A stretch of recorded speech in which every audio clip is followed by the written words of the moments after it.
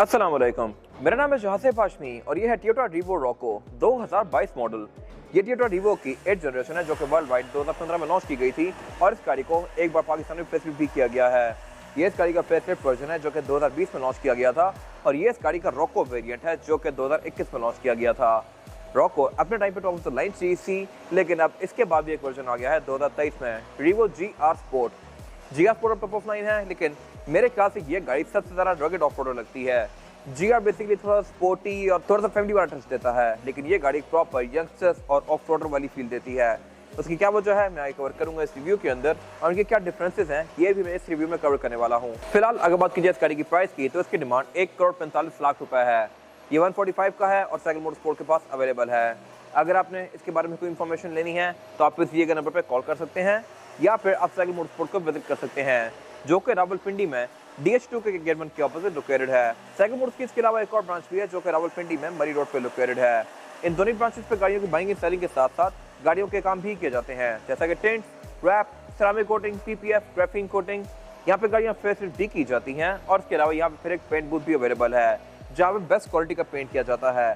तो गाड़ियों की बाइंग एंड सेलिंग के किसी भी तरह के काम के लिए cycle Motors and cycle motorsports is the place. Overall, it's a great Rocco, and today I'm going to review it. Let's start with the exterior of this car. Looks के लिहाज से ये गाड़ी पहले से बहुत सारे इम्प्रूव कर दी गई है। प्री फेसलिफ्ट कार बहुत ज़्यादा बेसिक सी थी, इसमें काफ़ी सारे कट्स एंड कर्व्स दे दिए गए हैं। इसके हेडलाइट्स को थोड़ा अग्रेसिव कर दिया गया है और इसके अलावा स्पेसिफिक कार क्योंकि रॉको वेरिएंट है तो इसमें मैट भी बहुत ज़्यादा यूज़ किया गया है। इसकी ग्रिल्स सारी ही मैट में हैं जो कि रीवो वी के अंदर क्रोम में आती है और इसके अलावा GR स्पोर्ट में बॉडी कलर में आती है।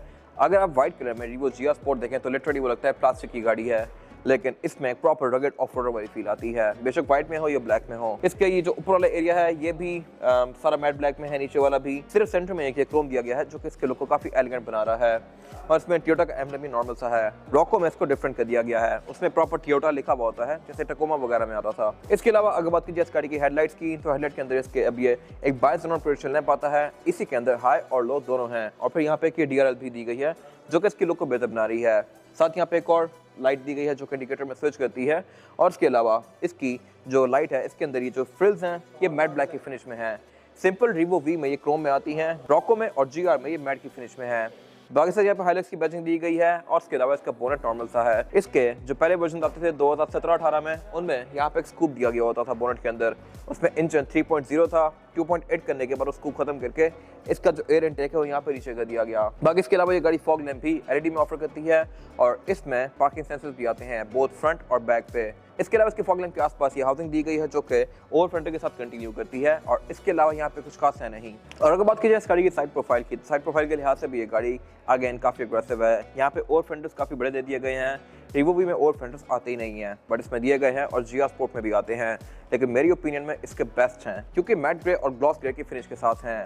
GR स्पोर्ट में ये बॉडी कलर में ही आते हैं, व्हाइट गाड़ी पे तो पता ही नहीं लगता कि लगे भी हुए हैं और ब्लैक पे भी वो काफ़ी हद तक कैमोफ्लेज हो जाते हैं, बट इसमें ये स्टैंड आउट कर रहे हैं।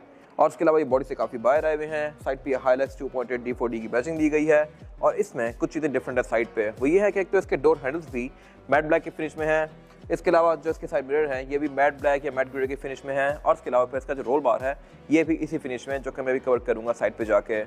फिलहाल अगर बात कीजिए साइड पे दिए गए फीचर्स की, तो ये भी ठीक हैं। इस तरह से कि इस गाड़ी की साइड मिरर रिट्रैक्टेबल हैं, एडजस्टेबल हैं, इनमें ऑटो का फीचर भी आता है, इसमें इंडिकेटर भी दिया गया है और इसके अलावा साइड पे ये गाड़ी फिर सॉफ्ट अनलॉक भी ऑफर करती है। मैं इसको यहीं से ही लॉक या अनलॉक कर सकता हूँ लाइक दिस। और इसके अलावा फिर इसमें ये एयर प्रेस भी आते हैं कंपनी स्टैंडर्ड और इसमें फिर ये क्रोम की फ्रिल्स भी दी गई हैं जो कि इसकी लुक को बेहतर बना रही हैं। रिम्स इस गाड़ी में 18 इंचेस के हैं जो कि डिफरेंट हैं, कैसे मैं कवर करूंगा आगे। और इस गाड़ी की एब्सोल्यूट साइड प्रोफाइल साइज के लिहाज से ये गाड़ी एक मिड साइज पिकअप ट्रक है। इससे ऊपर फिर टकोमा आता है और उससे ऊपर फिर टेंड्रा आता है।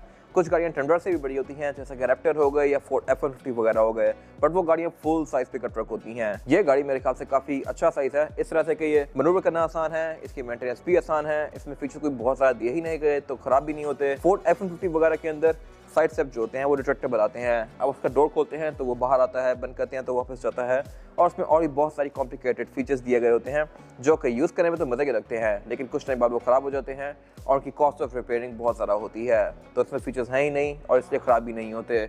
और बाय द वे F-150 आपको 18 मॉडल इसी के पास से मिल जाता है। खैर उनके रिव्यूज़ भी मैंने किए हुए हैं और अगर आपने उनके रिव्यूज़ देखने हैं तो आप जाकर मेरे पेज पे देख सकते हैं। ये गाड़ी बहुत सारा रोबस्ट है और बहुत सारा ड्यूरेबल है। इसके अलावा इसमें फिर यहाँ पे जो क्वार्टर ग्लास हैं काफी छोटे दिए गए हैं। इंटीरियर सीट इस गाड़ी की कोई खास मुश्किल नहीं है, इसमें चढ़ के बैठना थोड़ा सा मुश्किल है, ये ऊंचा है, लेकिन इसमें यहाँ पे क्योंकि ग्रैब हैंडल्स दिए गए हैं तो इसमें चढ़ के बैठना थोड़ा आसान हो जाता है। फॉर्च्यूनर में ये वाले ग्रैब हैंडल्स नहीं आते, ये मेरे ख्याल से एक बिगड़ चीज है। इसके अलावा फिर नीचे यहाँ पे एक ये फुट स्टेप दिया गया है और इसके अलावा इसके जो रिम्स हैं ये भी ग्लॉस ब्लैक के फिनिश में है। और अगर बात की जाए इस एंड की तो यहाँ से गाड़ी सबसे बेस्ट लगती है, क्योंकि एक तो इसमें ये रोल बार आता है, फिर इसमें ये रॉको का काफी बड़ा सारा बैज दिया गया है और ऐसा बैज किसी और वर्जन में नहीं आता। वी तो होता ही ब्लैंक है साइड से, और जो GR स्पोर्ट है उसमें भी ये जगह ब्लैंक होती है, सिर्फ यहाँ पे एक बैज आता है। तो मेरे ख्याल से ये एंड इस गाड़ी का बेस्ट है और स्पेशली ब्लैक कलर में। इसमें बैक पे भी और फेंडर्स दिए गए हैं, इसका जो रेयर फेंडर है ये सेल्फ भी काफी बोस्टेड होता है और इसके अलावा इसमें फ्यूल टैंक यहाँ लेफ्ट पे दिया गया है। बैक पे गाड़ी शॉक एब्जॉर्बर के साथ साथ कमानियां भी ऑफर करती है। यहाँ पे 4 डिस्क स्प्रिंग्स दिए गए हैं और इसके अलावा इसका जो रोल बार है ये मैट ग्रे के फिनिश के अंदर है। इसमें फिर यहाँ पे एक रॉको का बैज है, यहाँ पे 4x4 का बैज दिया गया है और इसके अलावा इसके टेल लाइट्स भी साइड पे काफी आगे तक आती हैं। और अगर बात की जाए इस गाड़ी के इस एंड की तो ये भी काफी एग्रेसिव है पूरी कार की तरह। इसकी टेल लाइट्स को भी लावा LED में कर दिया गया है। यहाँ पे 2 सी दिए गए हैं जो कि इसके लुक को काफी अच्छा बना रहे हैं। ये काफी ब्राइट लाइट्स हैं और यहाँ पे अब खाली एरिया ना होने की वजह पर छोड़े गए हैं। पहले इसकी टेलर्स के अंदर बहुत सारे एरियाज खाली आते थे, अब इसको पूरी तरह से कवर कर दिया गया है। इसमें इंडिकेटर और रिवर्स भी यहीं पे दिया गया है जो कि LED में है और इसके अलावा बैक पे रॉको के अंदर एक ये अलग से फ्रिल आती है प्लास्टिक की जो कि GR स्पोर्ट में खत्म कर दी गई है। ये मेरे ख्याल से वियर्ड चीज है, लेकिन रॉको में एक चीज अजीब है और वो ये है कि आप इसके ट्रंक को लॉक नहीं कर सकते।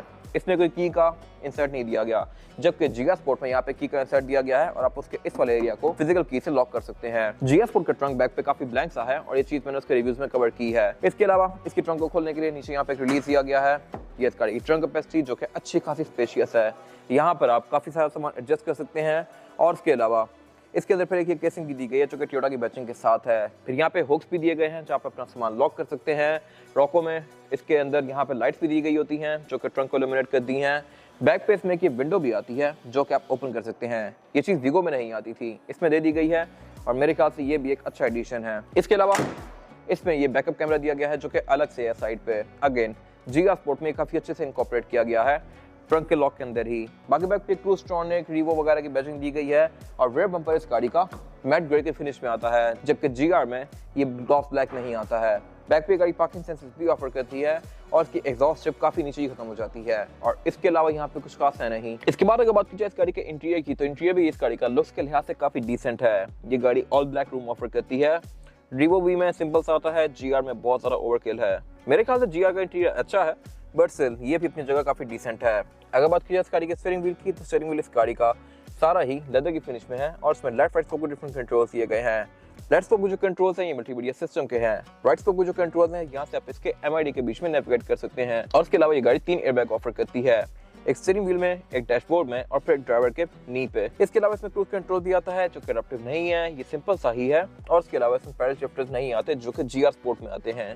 GR स्पोर्ट इससे काफी महंगा है बट मेरे ख्याल से वो गाड़ी भी अपनी वैल्यू जस्टिफाई करती है क्योंकि उसमें कुछ ऐसी चीजें आती हैं जो कि ये कार ऑफर नहीं करती। इसमें शॉक एब्जॉर्बर गैस वाले हैं जबकि GR स्पोर्ट के अंदर शॉक एब्जॉर्बर मोनो ट्यूब वाले हैं और उसमें नाइट्रोजन आती है, तो वो बेसिकली ऑफ रोडिंग पे आपको थोड़ी सी ज्यादा बेहतर राइड देगा। खैर अगर बात कीजिए इस गाड़ी की तो इसमें जो हेडलाइट के कंट्रोल हैं ये ऑटोमेटिक फीचर के साथ हैं, यानी कि ये हेडलाइट्स डे और नाइट को सेंस करके ऑटोमेटिकली ऑन या ऑफ होती हैं। इसमें फॉग का कंट्रोल भी यहीं पे दिया गया है, लेकिन वाइपर नॉर्मल से हैं। वाइपर ग्रैंडे में ऑटोमेटिक आते हैं लेकिन इसमें नॉर्मल से दिए गए हैं, तो ये मेरे ख्याल से एक वियर्ड चीज है। इसके अलावा अगर बात कीजिए इस गाड़ी के मीटर की तो मीटर भी इसका फेसलिफ्ट के बाद काफी इंप्रूव कर दिया गया। ये मीटर ग्रे और व्हाइट के कॉम्बिनेशन के साथ है और इस मीटर के सेंटर में फिर एक MID क्लस्टर दिया गया है जो कि आपको इस गाड़ी की बहुत सारी चीजें शो करवाता है, जैसे कि ट्रिप्स, एवरेज किलोमीटर पर लीटर, रेंज, गाड़ी के मैसेजेस, वार्निंग्स। यहाँ से आप इसके फीचर्स को भी इनेबल डिसेबल कर सकते हैं, लेकिन फेसलिफ्ट के बाद इसमें एक चीज ऐड कर दी गई थी और वो है टायर टर्निंग रेडियस। आप इसके टायर्स को कितना टर्न करे हैं वो भी आपको स्क्रीन के अंदर शो करवाती है। जरूरी नहीं है कि अगर स्टीयरिंग सीधा हो टायर भी सीधे हों, टायर शायद फुल मुड़े हुए हों, तो इस चीज को कवर करने के लिए यहाँ पर टायर टर्निंग रेडियस से दिया गया है।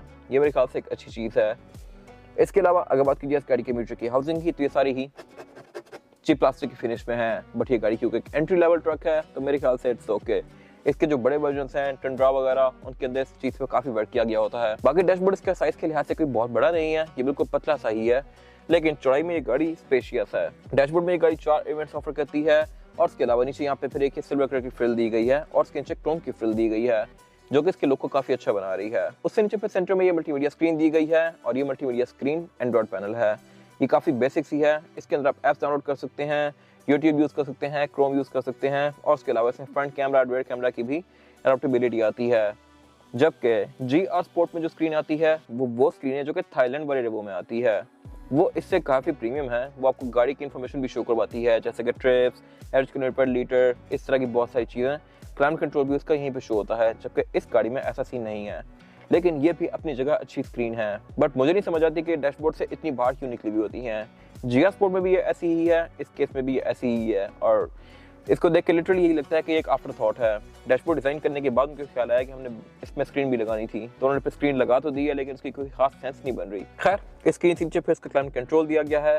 क्लाइमेट कंट्रोल ये गाड़ी डुअल जोन ऑफर करती है, यानी कि ड्राइवर और पैसेंजर इन दोनों के लिए अलग अलग टेम्परेचर की जोन्स दी गई हैं। अगर लेट्स सपोज मेरे पास AC चल रहा है तो पैसेंजर हीटर भी चला सकता है, और ये चीज़ इस गाड़ी में शुरू से नहीं आ रही, ये बाद में ऐड ऑन की गई है।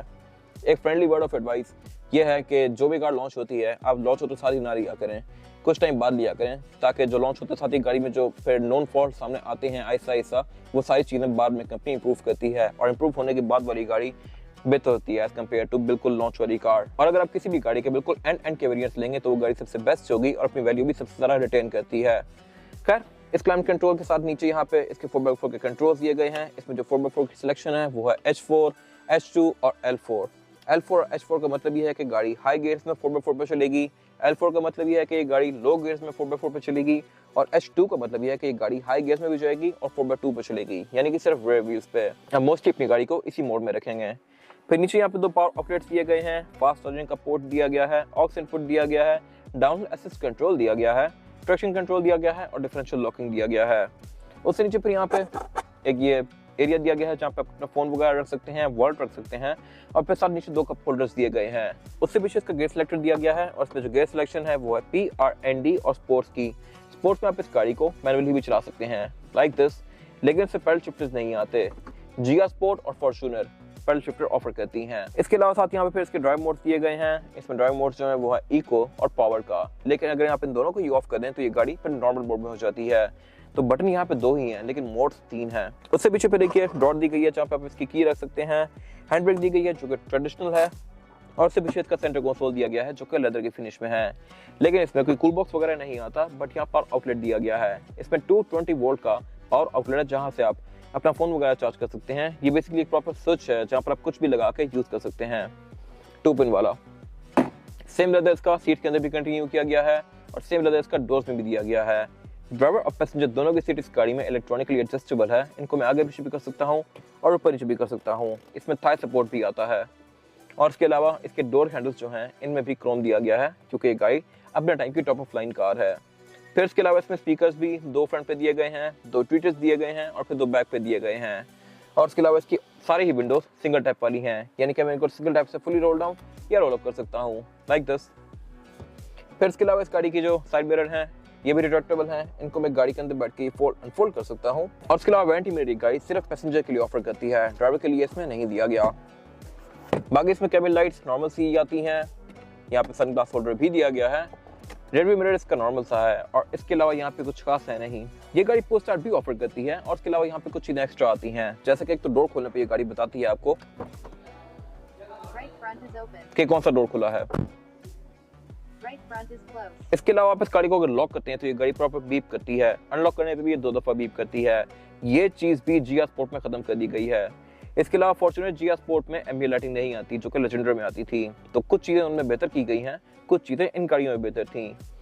इसके अलावा इसके डैशबोर्ड के अंदर एक ये ऊपर ग्लव कंपार्टमेंट दिया गया है जिसमें कूल बॉक्स आता है। इसमें यहाँ पे एक ये ग्रिल दी गई है जिसको आप ओपन करके AC की हवा को इसके अंदर थ्रो कर सकते हैं, और इसमें आपकी अगर कोई ड्रिंक्स वगैरह हैं तो वो ठंडी रहेंगी। और उससे नीचे फिर एक ये मेन ड्रॉर दी गई है जिसको आप फिजिकल की से लॉक भी कर सकते हैं, और इसके अलावा यहाँ पे कुछ खास है नहीं। इसके बाद अगर बात कीजिए इस गाड़ी में रेयर पैसेंजर्स के लिए सीटिंग कैपेसिटी की, तो ये भी बैक पे सफिशिएंट है। मेरे पास यहाँ पे लेग रूम का कोई खास इशू नहीं है, और हेड रूम का भी। यहाँ पे 3 लोग एडजस्ट किए जा सकते हैं, 4 लोग बैठना चाहें तो वो भी बैठ जाएंगे, क्योंकि गाड़ी चौड़ी काफ़ी है, लेकिन फिर ज़रा कंफर्टेबल नहीं होंगे। आइडियली ये गाड़ी 2 लोगों के लिए या 3 लोगों के लिए बनाई गई है। फ्लोर बेड इस गाड़ी में ऑलमोस्ट फ्लैट आता है, यहाँ पे एक छोटा सा हम दिया गया है, और इसके अलावा बैक पे इस गाड़ी में फीचर्स डिसेंट दिए गए हैं।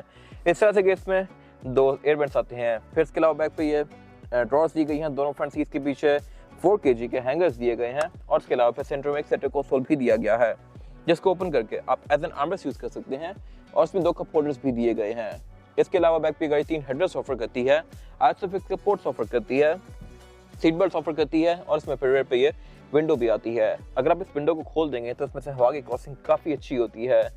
बैक डोर्स में स्पीकर्स भी दिए गए हैं और इसके अलावा यहाँ पे कुछ खास है नहीं। इसके बाद अगर बात की जाए इस गाड़ी के इंजन की, तो इंजन एक गाड़ी 2800 सीसी टर्बोचार्ज डीजल ऑफर करती है। ये इंजन 1GD FTV है और ये गाड़ी 201 हॉर्स पावर प्रोड्यूस करती है along with 500 newton meter of torque.